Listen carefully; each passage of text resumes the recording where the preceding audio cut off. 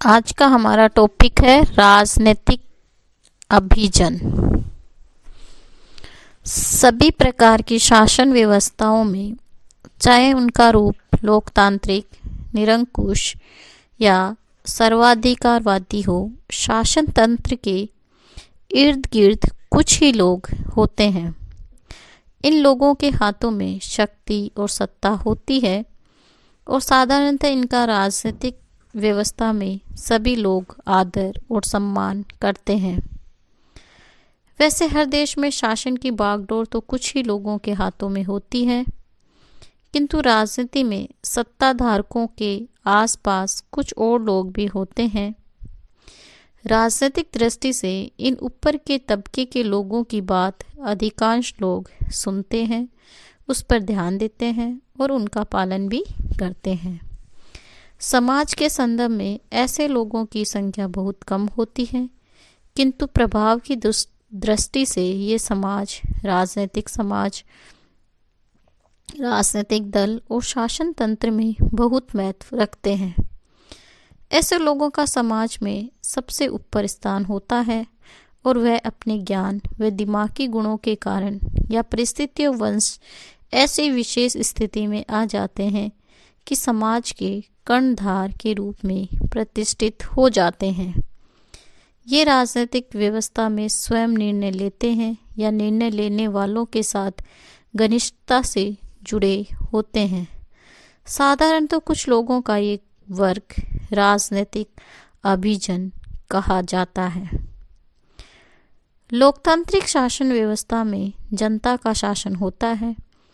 चुनाव और चुनाव प्रचार में लोगों की भीड़, लाखों करोड़ों लोगों को मतदान में भाग लेना ये सबूत देता है कि जनतंत्र में शासन जनता ही होती है। चुनावी अभियानों में लोगों के झुंड फिरते देखे जाते हैं। इस उम्मीदवार या उस उम्मीदवार का समर्थन जुटाना और विभिन्न राजनीतिक दलों का राजनीति के चुनावी दंगल में सक्रिय रहना इस धारणा को और पुष्ट करता है कि जनतांत्रिक व्यवस्थाएं जनता के शासन वाली व्यवस्थाएं हैं, किंतु लोकतंत्र व्यवस्था का व्यवहार गहराई से देखने पर इस धारणा को कि जनता का जनता द्वारा और जनता के लिए राज होता है, उलट देता है। लोकतंत्र में सबके राज के बजाय व्यवहार में केवल कुछ का ही राज दिखाई देता है। इस तरह लोकतांत्रिक व्यवस्था का ये भ्रम ही है कि इसमें सब लोगों का शासन होता है। ये लोकतंत्र की दुविधा ही है कि इसमें सबके नाम पर केवल कुछ ही शासन करते हैं। यही बहुमत के लिए निर्णय लेते हैं, इन्हें लागू करते हैं और इस निर्णय प्रक्रिया से लोगों को शक्ति से बाहर रखते हैं। ये निर्णय लेने वाले और निर्णय प्रक्रिया से प्रत्यक्ष या अप्रत्यक्ष ढंग से जुड़े हुए लोगों का अति अल्प वर्ग राजनीतिक अभिजन के नाम से जाना जाता है। यह राजनीतिक समाज के ऐसे सर्वश्रेष्ठ जन होते हैं जिसमें लोगों के लिए निर्णय लेने की शक्ति, सामर्थ्य और साहस भी होता है। राजनीतिक व्यवस्था को संचालन में इनकी प्रमुख भूमिका होती है।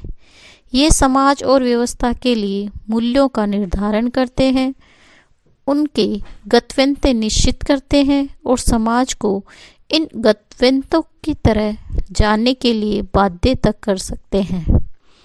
ऐसे अल्पसंख्यक लोग हर देश व हर प्रकार की राजनीतिक व्यवस्था में पाए जाते हैं। इनमें केवल प्रकृति के अंतर होते हैं, अन्यथा इनमें मोटी समानता ही पाई जाती है। इससे स्पष्ट है कि अभिजन हर समाज में महत्वपूर्ण भूमिका के अदाकार होते हैं। छोटे से व्यक्ति समूह की समाज में भूमिका व स्थान का स्पष्टीकरण होगा। इसके लिए हम आज राजनीतिक अभिजन का अर्थ और परिभाषाओं पर चर्चा कर रहे हैं। जैसे कि अभिजन की धारणा नई नहीं है।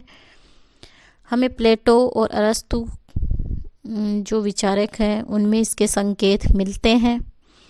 इन दोनों ही चिंतकों के अनुसार शासन करने के गुण तो केवल कुछ लोगों में ही पाए जाते हैं और उन्हीं के द्वारा शासन का संचालन होना शासन की दक्षता के लिए आवश्यक है। इस तरह की धारणा राजनीतिक चिंतन में बराबर बनी रही। धीरे धीरे ये विचार बनता गया कि कुछ लोग विशिष्ट होते हैं और उनका समाज से अलग वर्ग होता है। इस तरह ये लोग अपने अलग ही तबका बना लेते हैं। सामान्यतः समाज के इन्हीं संपन्न लोगों को अभिजन कहा जाता है। ये लोग अपनी आर्थिक स्थिति, सामाजिक श्रेष्ठता और जातीय उच्चता के कारण राजकाज करने वालों के करीब रहते हैं। इस कारण इनको अभिजन वर्ग में सम्मिलित मान लिया जाता है। ये अभिजन या व्यापक अर्थ है। राजनीतिक अभिजन सीमित अर्थ वाली धारणा है। इसमें आर्थिक, सामाजिक और धार्मिक दृष्टिकोणों के महत्वपूर्ण भूमिका निभाने वाले ऊपर के वर्ग के लोग नहीं आते। राजनीतिक अभिजन वर्ग का संबंध उन लोगों से है जो राजनीतिक व्यवस्था के संचालन और उसकी निर्णयकारिता में से प्रत्यक्ष या अप्रत्यक्ष संबंध रखते हैं। इसलिए कुछ लोगों ने राजनीतिक अभिजन को निर्णय लेने या राजनीतिक व्यवस्था के लिए निर्णयकर्ता कहा।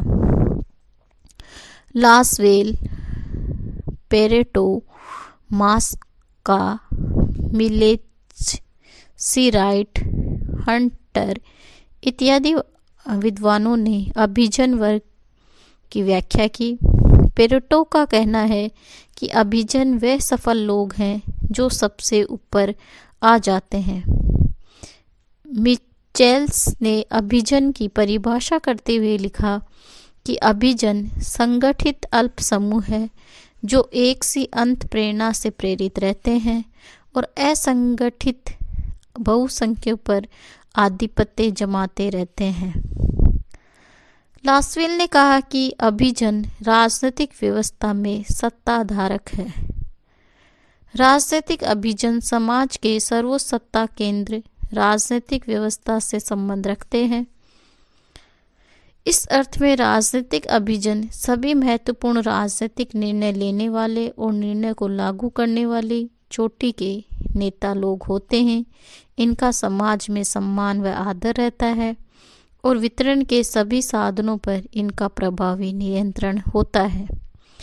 इनके पास महज सत्ता ही नहीं होती वरन इनका सम्मान व आदर भी होता है और वे लोगों की भावनाओं का प्रतिनिधित्व और नेतृत्व भी करते हैं। इस रूप में राजनीतिक अभिजन समाज के अन्य सर्वश्रेष्ठ जनों से अलग हो जाता है। राजनीतिक अभिजन राजनीतिक समाज का वह अल्पसंख्यक वर्ग है जो राजनीतिक व्यवस्था के संचालन और उसके निर्णय लेने की प्रक्रिया को प्रत्यक्ष या अप्रत्यक्ष रूप से निरूपित करता है। राजनीतिक अभिजन समाज के उन लोगों से अलग रहते हुए भी समाज में मिलकर अपनी राजनीतिक सत्ता का प्रयोग करते हैं। इस तरह राजनीतिक अभिजन सर्वसत्तावादी लोगों का नहीं कहा जाता, क्योंकि सर्वसत्तावादी अपनी सत्ता का प्रयोग जन सहमति से नहीं करते, जबकि राजनीतिक अभिजन कम से कम लोकतांत्रिक व्यवस्थाओं में राजनीतिक सत्ता का प्रयोग जन सहमति से करते हुए माने जाते हैं। ये शक्ति की साझेदारी का दिखावा जरूर करते हैं। अतः हम अभिजन वर्ग में केवल उन लोगों को ही सम्मिलित मानते हैं जो राजनीतिक व्यवस्था में वास्तविक निर्णयकर्ता और उनके संचालक होते हैं। राजनीतिक अभिजन की प्रकृति। राजनीतिक अभिजन की जो परिभाषा है उनके बारे में हमने चर्चा की और हम कह सकते हैं कि अभिजन वर्ग में समाज के कुछ चुनिंदा लोग होते हैं जो सभी राजनीतिक संरचनाओं पर नियंत्रण रखते हैं और व्यवस्था के लिए सभी महत्वपूर्ण राजनीतिक निर्णय लेते हैं।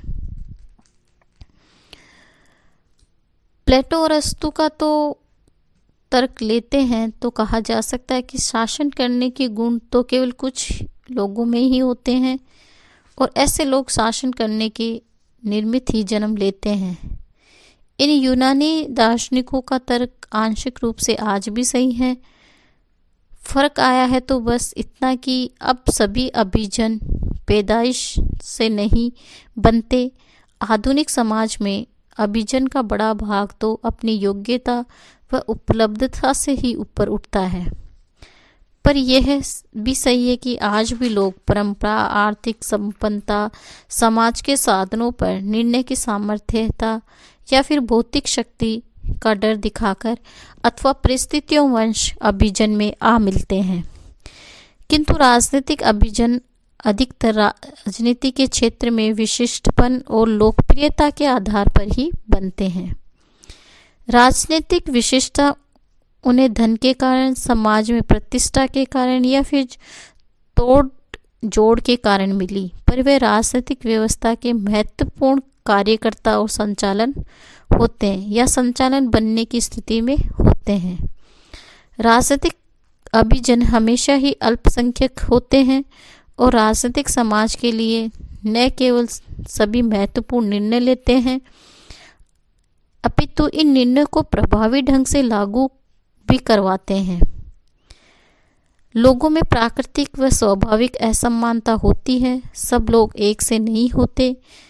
सब राजनीतिक कार्य करने की योग्यता व क्षमता नहीं रखते। शासन के गुण तो केवल कुछ में ही होते हैं और कुछ ही सबके लिए निर्णयकर्ता, उनके आदेशक और उनके भाग्य विधाता होते हैं। अभिजन को किसी किसी समाज में जनता का समर्थन और ऐसा विश्वास रहता है कि कभी कभी तो श्रद्धा या अंधभक्ति का सा हो जाता है।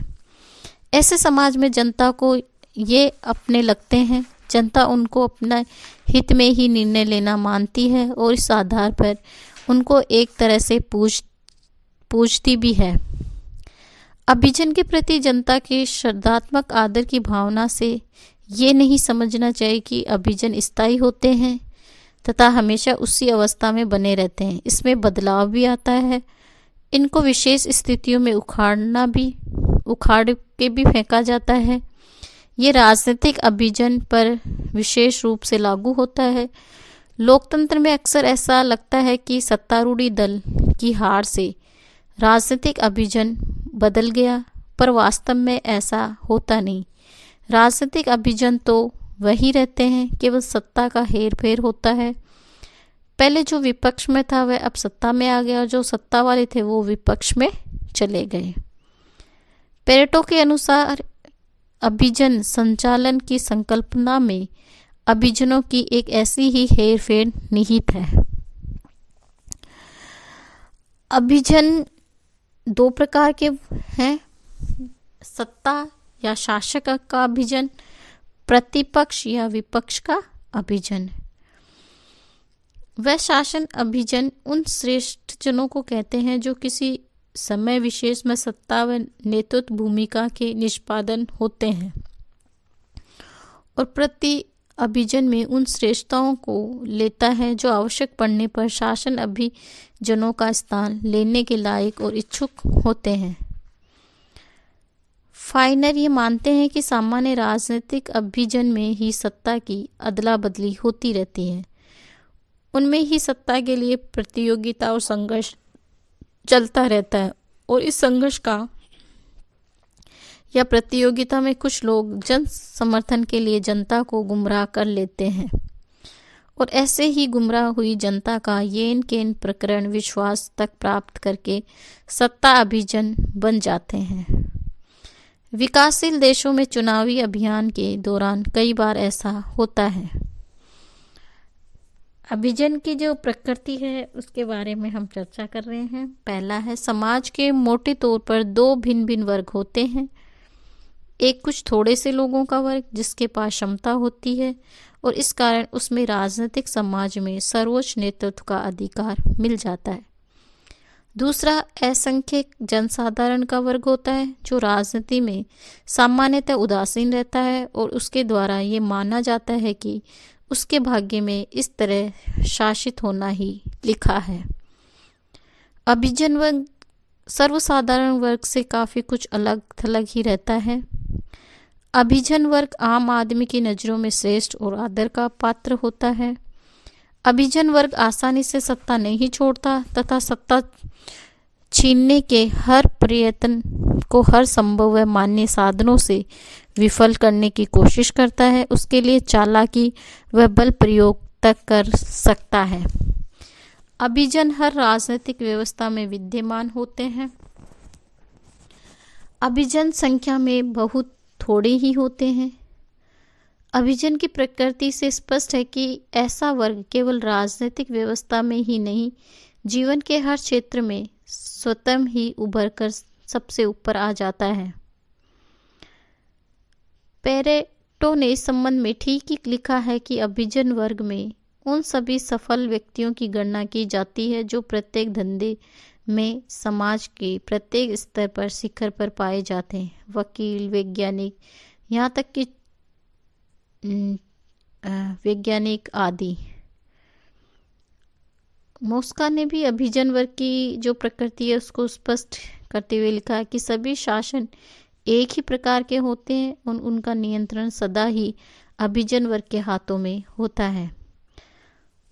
उसने लिखा है कि सभी समाज में उन समाजों से लेकर जिनका बहुमत बहुत कम विकास है, उन समाजों तक को सबसे अधिक प्रगतिशील और शक्तिशाली है केवल दो वर्ग के लोग ही पाए जाते हैं।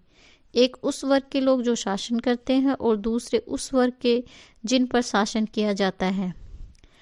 पहला वर्ग जो संख्या में सदा ही कम होता है, सभी प्रकार के राजनीतिक कार्यों का नियंत्रण अपने हाथ में रखते हैं, सत्ता पर अपना एकाधिकार रखते हैं और सत्ता से प्राप्त होने वाले सभी लाभों का पूरा उपयोग करता है। जबकि दूसरा वर्ग जो संख्या में बहुत बड़ा होता है, पहले वर्ग के द्वारा निर्देशित और नियंत्रित रहता है। इन दोनों के बीच के संबंध अधिक अथवा कम मात्रा में कभी वैधता पर आधारित होते हैं और कभी स्वेच्छाचारिता या हिंसा पर। तो आज हमने राजनीतिक जो अभिजन है उसकी परिभाषा और उसकी प्रकृति के बारे में चर्चा करी। आज के लिए इतना ही। धन्यवाद।